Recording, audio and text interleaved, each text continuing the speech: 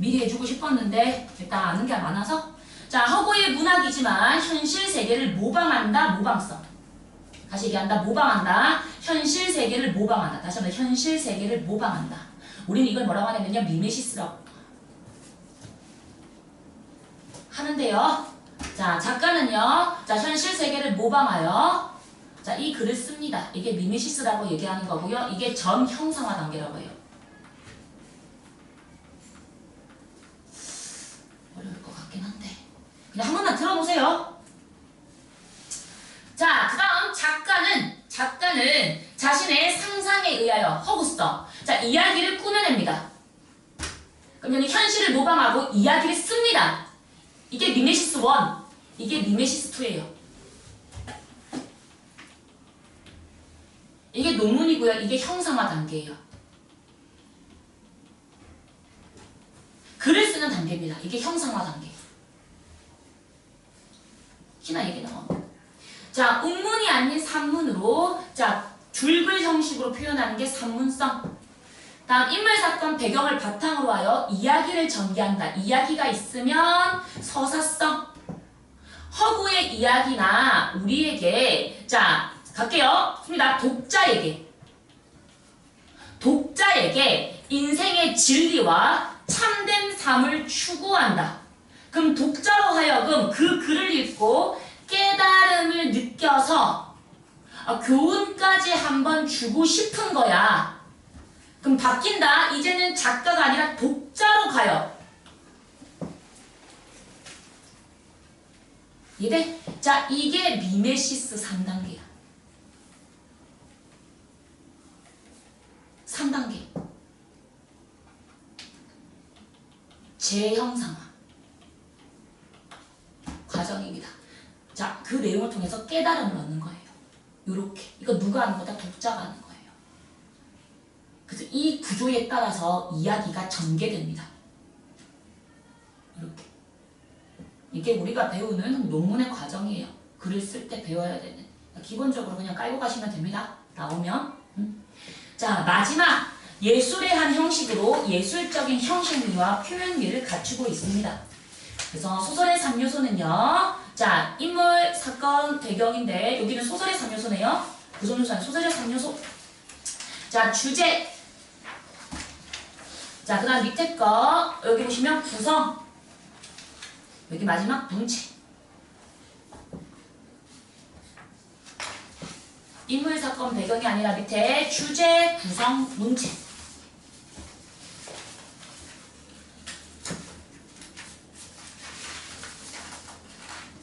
주제, 구성, 문체. 주제, 구성, 문체. 주제, 구성, 문체. 소설의 3요소. 밑에 들어가시면 자, 한 인물의 마음속에서 대립되는 거다. 얘들아, 마음속에 대립되는 건 내적 갈등. 내적 갈등. 누구와 누구와의 갈등이다. 나와 나의 갈등이다. 이렇게. 다음, 자, 인물과 인물이 대립하거나 1번. 자, 인물과 인물이 대립한다. 나와 너희의 관계. 외적 갈등. 그 다음 2번. 인물과 이 인물이 쌓인 외부적 환경 사이에서 일어난다. 외적 갈등. 그래서 이 Y는 나와 엄마, 너와의 외적 갈등. 자, 나는 공부를 할 것인지 TV를 할 것인지 고민하고 있다. 나와 나. 자, 외부적인 나와 내부적인 나가 서로 싸운다. 내적 갈등. 그래서 우리는 이 내적 갈등을 다시 한 번 더 얘기한다. 자, 이 내부적인 나를요, 우리는 이상적 자라고 하고요. 이 이상적 자를 이성적 자라고 하고요. 이 이성적 자를 긍정적 자라고 하고요. 이 아이를 본질적 자라고 하고요. 다 같은 말입니다. 자, 이렇게까지 4개를 외우시면 됩니다. 이렇게. 이상적인 자, 이성적인 자, 긍정적인 자, 본질적 자가 내부적인 나, 내 마음속에 있는 나예요. 그러면 이 외부적인 나는요, 겉으로 드러나는 자이기 때문에 이 아이를 다시 얘기한다. 현상적 자. 여기 이상이고 여기는 현상이야. 이 현상적 자는요, 부정적 자예요. 시련과 고난을 겪는 자입니다. 시험을 외울 때는요, 현상적 자라고 외우세요. 이 단어만 확인하시면 됩니다. 너희가 얘를 많이 쓰는 거고요. 얘 다음에 얘 많이 써요. 얘는 요거밖에 안 쓰니까 요거 하는, 얘는 1번, 2번 이렇게 얘기를 해놓을게요, 선생님. 그래서 자, 나와 나의 갈등이다. 어휘를 많이 알면 그만큼 문제 풀기가 편해요. 한 번만 확인해 보시죠. 자, 그 다음에 소설의 인물의 제시 방법. 자, 이거는 진짜 중요해. 와, 이거는 진짜 중요해. 이거 2, 3학년 메인이다. 메인. 얘가 제일 중요해. 맞게 틀리지 말고요. 갑니다. 인물의 행동이나 대화를 통해서 성격이나 심리를 밑줄 짐작하게 하는 방법을 보여주기 또는 극적 제시라고 합니다. 보여주기 방식, 간접 제시. 그래서 우리는 인물의 대화나 행동을 통하여 그 사람이 어떤 성격을 가지고 있는지 유추할 수 있는 거야. 이거를 보여주기 방식 또는 간접이라고 얘기해요. 이거 찾아야 돼. 이게 메인이야. 찾아야 돼. 네? 그럼 자, 어떤 아저씨가 자, 집 앞을 걸어가다가 깡통을 차고 돌을 던졌다 라는 행동 나왔지. 지나가는 여자를 보면서 야! 하고 소리를 지른다. 네? 그 문제 써야죠. 이 새끼는 포악하고 성질이 더럽다 라고 쓰겠지. 그치? 이게 보여주기 방식, 간접 제시. 하면 돼? 응. 다음. 좀만 힘내. 10분 다 해가니까 좀만 힘내라. 자, 다음. 마지막. 자, 서술자가 누가 얘기한다? 서술자가 직접 얘기하는 거야. 얘 나쁜 놈이다. 서술자가 자, 인물의 성격이나 심리를 직접 설명하는 것을 우리는 직접 제시 또는 말한다. 말하기 방식이라고 합니다. 보여주기 방식, 말하기 방식. 이 어휘로 외우세요. 보여주기 방식, 말하기 방식이라고 한다. 직접 제시. 자, 그래서 밑에 보시면요. 자, 위그든 씨는 아주 인자하고 이해심 많은 분이셨다. 직접 제시. 자, 사탕 한 봉지 기다리는 버릇이 있었고요. 행동 묘사. 자, 말은 없고 자, 누구나 알 수 있었다. 행동을 통해서 말한다. 그 인물의 성격을 유추할 수 있다. 직접 제시. 아니라 간접인데 뭐지 이거? 아, 말은 없었는데. 밑에 거 직접 아니고 얘들아 간접으로 해야 되는데. 바꾸자. 얘들아 이거 간접이라고 바꿔주세요. 다 틀렸어. 간접. 2번은 간접. 위에는 직접. 이거 바꿔줘. X하고. 자, 마지막. 이제 여기만 하고 오면 끝입니다. 자, 고전이라고 얘기하는 건요. 개화기 이전. 개화기 1900년 이전. 개화기 이전. 그래서 19세기 이전의 소설을 말함으로써 자, 구체적으로 김시습의 금오신화 이후 자, 구한말에 창작된 이인직의 철의루 이전까지 지어진 소설을 가리킨다. 자, 그래서 고전 소설은요. 자, 작자 미상이 많고요. 형성 과정은 판소리를 근원으로 형성한다. 요 밑줄. 판소리를 근원으로 형성한다. 그래서 이 근원 설화를 외우셔야 돼요. 자, 과장이나 나열을 통한 확장적 문체. 이제 이게 시험에 자주 나오는 이런 확장적 문체라고 하는 이 확장적 문체. 과열과 나열, 과장과 나열. 이 확장적 문체를 통하여 웬만하면 골개미, 웃음까지 유발할 수 있습니다. 골개미. 확장적 문체라고 해요. 실제로는요. 확장적 문체.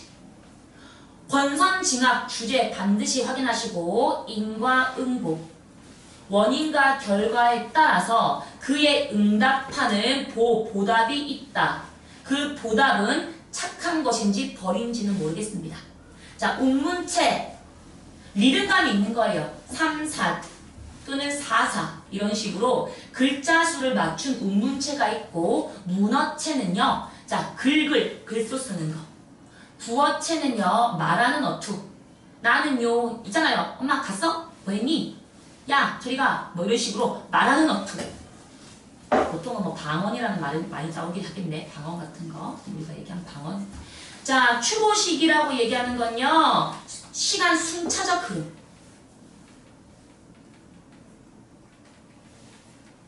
시간 순차적 흐름이 추고식 구성. 시간 순차적 흐름이 추고식 구성.